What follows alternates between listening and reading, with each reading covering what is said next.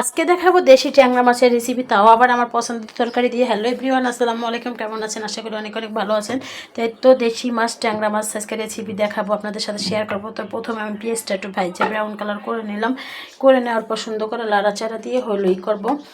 মশলা দিয়ে দেবো, একটু পানি দিয়ে দিলাম, নাহলে হলো কি আদা বাটাও কিছু দিলে না স্যাঁত করে তখন হাতে মুখে ছিটে লাগে। সবসময় আমি একটু পানি দিয়ে পরে ভালো করে কষে নিই।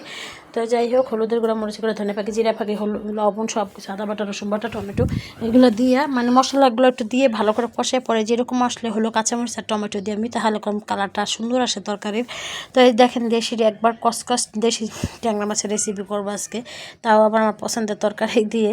আমি তো অনেক পছন্দ করি। আর এই মাছগুলো হলো আমি এখন কষাই উঠাই নিব। উঠাই নেওয়ার পর সুন্দর করে লাড়াচাড়া দিয়ে দিব। লাড়াচাড়া দিয়ে হলো এই যে মাছগুলো এখন উঠাই নিব। উঠাই নিছি। মাছ কষাই উঠাই নেওয়ার পর এখন হলো ধুন্দুলগুলো দিয়ে দিব। ধুন্দুলগুলো দিয়ে দেওয়ার পর হলে যে মাছগুলো কষানো আমি একটু ধনিয়া পাতা ছিঁড়ে দিয়েছিলাম।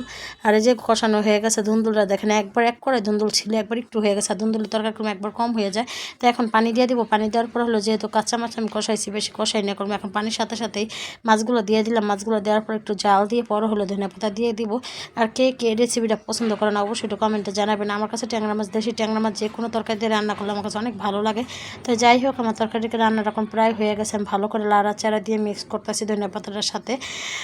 তো সবাই ভালো থাকবেন, সুস্থ থাকবেন। আল্লাহ হাফেজ। আমার রেসিপিটা কেমন হয়েছে অবশ্যই একটু কমেন্টে জানাবেন। এই যে ফাইনাল লুক।